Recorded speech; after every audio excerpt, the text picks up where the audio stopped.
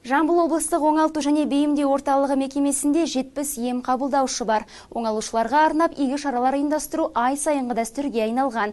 Күні кеше мүмкіндігі шектеулі жандар Қазақстан Жазушылар одағының мүшесі, мәдениет саласының үздігі ақын Үміт Бейтеновамен кездесті.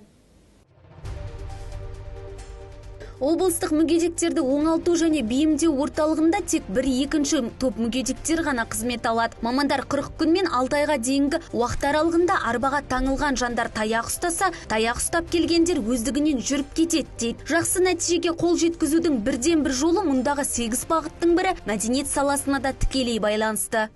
Шыдамсыз едім, шыдауды үйрендім. Сүрінсем, сұраусыз едім. Құлауды үйрендім.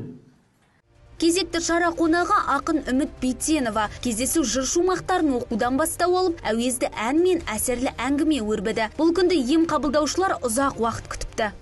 Армандары ғой, Үміт Бейтенова көруге, қасында болуға, сол кісінің бағанағы ақындық қара сөздерін, поэзиялық өлеңдерін бірге оқуға, бірге әндерін тыңдауға.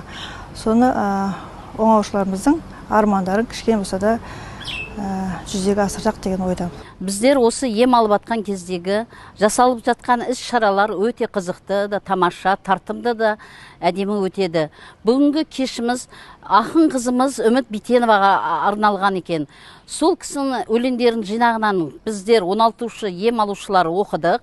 Енді концерттік программасы болып жатыр. Айта кетейік, бүгінде орталықта 70 ем қабылдаушы, 69 қызметкер бар. Қымбат Әбдәлемова, Жамболат Таңдабаев, Тараз 24.